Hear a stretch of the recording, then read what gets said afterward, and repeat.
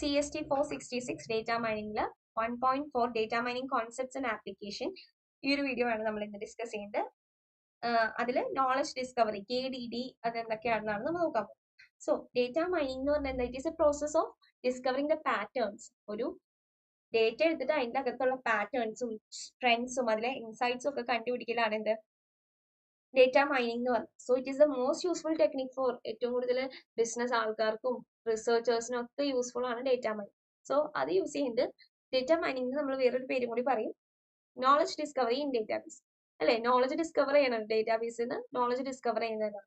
So അതിന് different പ്രോസസ്സുകൾ ഉണ്ട് ഒരു നോളജ് ഡിസ്കവർ ചെയ്യാനായിട്ട്. Data cleaning, data integration, data selection, data transformation, mining, pattern evaluation and knowledge representation.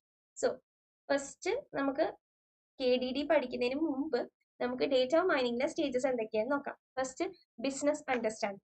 So business നമ്മൾ എന്ത് ഡൊമൈൻ ആണ് എന്നുള്ളത് അണ്ടർസ്റ്റാൻഡ് ചെയ്യണം. Second one data understanding. നമ്മൾ എടുത്തിരിക്കുന്ന ഡേറ്റ റിലവന്റ് ആയിട്ടുള്ള ഡേറ്റ ആണ് അല്ലെങ്കിൽ അപ്രോപ്രിയേറ്റ് ആയിട്ടുള്ള ഡേറ്റ ആണോ എന്ന് ചെക്ക് ചെയ്യാം. പിന്നെ എന്ത് ചെയ്യണം, തേർഡ് സ്റ്റെപ്പ് ഡേറ്റ പ്രിപ്പറേഷൻ ആണ്. ഡേറ്റ ഫ്രം ഈ പല സോഴ്സിൽ നിന്ന് നമ്മൾ എടുത്ത ഡേറ്റ എന്ത് ചെയ്യാം, ക്ലീൻ ചെയ്ത് ട്രാൻസ്ഫോർമേഷൻ ചെയ്തിട്ട് പ്രിപ്പയർ ആക്കാം, നമുക്ക് വേണ്ട ഫോമിലോട്ട് പ്രിപ്പയർ ആക്കാം.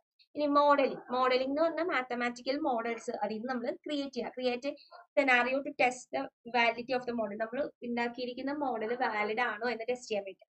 ഇനി ഇവാലുവേഷൻ എന്ന് പറഞ്ഞാൽ അതിലെ പാറ്റേൺസ് ഐഡന്റിഫൈ ചെയ്തിട്ട് കറക്റ്റ് ആണോ എന്ന് ഇവാലുവേറ്റ് ചെയ്യുക. Deployment means apply the data mining discoveries to every business operations. അതിൽ നമ്മൾ നോളജ് ഡിസ്കവർ ചെയ്തിട്ടുണ്ടാവും, അപ്പൊ അത് നമുക്ക് ബാക്കിയുള്ള ഓപ്പറേഷന് വേണ്ടിയിട്ട് യൂസ് ചെയ്യാൻ പറ്റും. ഇനി ആപ്ലിക്കേഷൻ ഓഫ് ഡേറ്റ മൈനിങ് പറയുമ്പോൾ മാർക്കറ്റ് ബാസ്ക്കറ്റ് അനാലിസിസ്. അത് നമ്മൾ പർച്ചേസിങ് ബിഹേവിയർ ഒക്കെ അനലൈസ് ചെയ്യാനായിട്ടാണ്. ഇപ്പൊ ഒരാള് ബ്രെഡ് വാങ്ങിക്കുമ്പോൾ അതിന്റെ കൂട്ടത്തിൽ ജാം വാങ്ങിക്കുന്നുണ്ടോ, അങ്ങനത്തെ അനാലിസിസിന് വേണ്ടിയിട്ടൊക്കെയാണ് മാർക്കറ്റ് ബാസ്ക്കറ്റ് അനാലിസിസ് ഒക്കെ യൂസ് ചെയ്യുന്നത്. ഇതിൽ നിന്നൊരു 3-4 നിങ്ങൾ കുറച്ചുകൂടി ഡിഫൈൻ ചെയ്തിട്ട് പഠിക്കാം. ഇനി ഫ്യൂച്ചർ ഹെൽത്ത് കെയർ പഠിച്ചില്ലെങ്കിലും നിങ്ങൾക്ക് ഒരു ഐഡിയ മനസ്സിലായിട്ടുണ്ടെങ്കിൽ അതിനെ വെച്ചിട്ട് നിങ്ങൾ എഴുതുക. ഓക്കെ, ഫ്യൂച്ചർ ഹെൽത്ത് കെയർ എന്ന് പറഞ്ഞാൽ പേഷ്യന്റിന്റെ ഡേറ്റാസ് വെച്ചിട്ട് നമുക്ക് എത്ര ഡിറ്റക്ട് ചെയ്യാൻ പറ്റും ഇയാൾക്ക് ഇന്ന അസുഖം വരുമോ ഇല്ലേ എന്ന്. ഇനി educational data mining, predicting students outcomes എത്രയാണ്, optimising teaching method, learning patterns, അതിലൊക്കെ ചേഞ്ച് ഒക്കെ വരുത്താൻ പറ്റുമെന്ന്. ഇനി ഫ്രോഡ് ഡിറ്റക്ഷൻ എന്ന് പറഞ്ഞാൽ ഒരു പാറ്റേൺസ് കുറച്ചധികം പാറ്റേൺസ് നമുക്ക് കൊടുക്കും, അതിനുശേഷം നമ്മുടെ മെഷീൻ ഡിറ്റക്ട് ചെയ്യും ഇയാൾ ഫ്രോഡ് ആണോ അല്ലെങ്കിൽ ആണോ എന്നൊക്കെ ചെക്ക് ചെയ്യും. ഇനി customers segmentation, financial banking, business intelligence ഒക്കെ എപ്പോഴും ചോദിക്കുന്നതാണ്. ബിസിനസ്സിലെ ഡിസിഷൻ മേക്കിംഗ് പ്രോസസ്സിന് വേണ്ടിയിട്ടാണ് ബിസിനസ് ഇന്റലിജൻസ് യൂസ് ചെയ്യുന്നത്. Business data analytics, web mining, text mining, social network data analysis.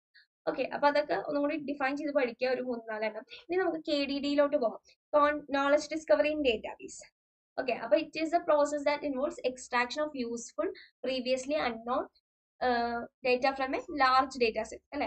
KDD process എന്താണ്, ഒരു ഐട്രേറ്റീവ് പ്രോസസ്സാണ്. റിപ്പീറ്റഡ്ലി ഇങ്ങനെ ചെയ്തുകൊണ്ടിരിക്കും, മൾട്ടിപ്പിൾ ഐട്രേഷൻസ് ടു എക്സ്ട്രാക്ട് ആ കറക്റ്റ് ആക്യുറേറ്റ് ആയിട്ടുള്ള നോളജ് കിട്ടാൻ വേണ്ടി വീണ്ടും ഐട്രേഷൻസ് ചെയ്തുകൊണ്ടിരിക്കും. ഇനി KDD-യിൽ 5 സ്റ്റെപ്സ് ആണ് നമുക്കുള്ളത്. Data cleaning, data integration, data selection, data transformation, data mining, pattern evaluation and knowledge representation.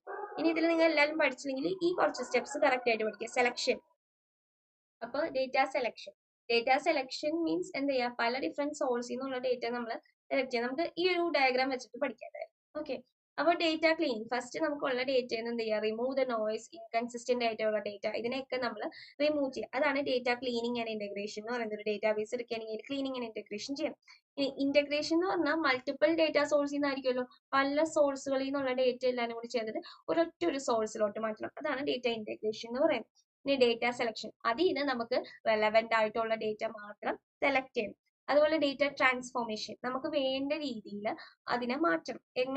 എന്ത് ഫോമിലാണ് നമുക്ക് വേണ്ടത് ആ ഒരു ഫോമിലോട്ട് മാറ്റണം. പിന്നെയാണ് ഡേറ്റ മൈനിങ് വരുന്നത്. ഡേറ്റ മൈനിങ് എന്ന് പറഞ്ഞാൽ അൽഗോറിതംസും ബാക്കി പല പ്രോസസ്സിലൂടെ നമുക്ക് അതിൽ നിന്ന് വേണ്ട പാറ്റേൺസ് എക്സ്ട്രാക്ട് ചെയ്യും, ഡേറ്റ പാറ്റേൺസ് കളക്ട് ചെയ്യും. ഇനി പാറ്റേൺ ഇവാലുവേഷൻ, ഈ കളക്ട് ചെയ്തേക്കുന്ന പാറ്റേൺ കറക്റ്റ് ആണോ എന്നുള്ളത് ചെക്ക് ചെയ്യണം. അതിനുശേഷമാണ് knowledge representation, use to present the my knowledge to the യൂസറിന് കൊടുക്കുക.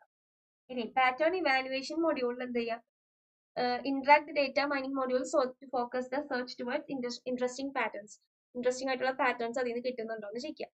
യൂസർ ഇന്റർഫേസ് എന്ന് പറഞ്ഞാൽ അവിടെ ആയിരിക്കും, allows the users to interact with the system. Okay, ഇനി KDD-യും ഡേറ്റ മൈനിങ്ങും തമ്മിലുള്ള ഡിഫറൻസ് ആണ്. So KDD is the process of identifying valid, novel, potential, useful patterns and relationship in a data. It is the process of extracting useful and valuable information or patterns from the ഇനി ഇത് useful for knowledge from data, ഇത് information ആണ് from data.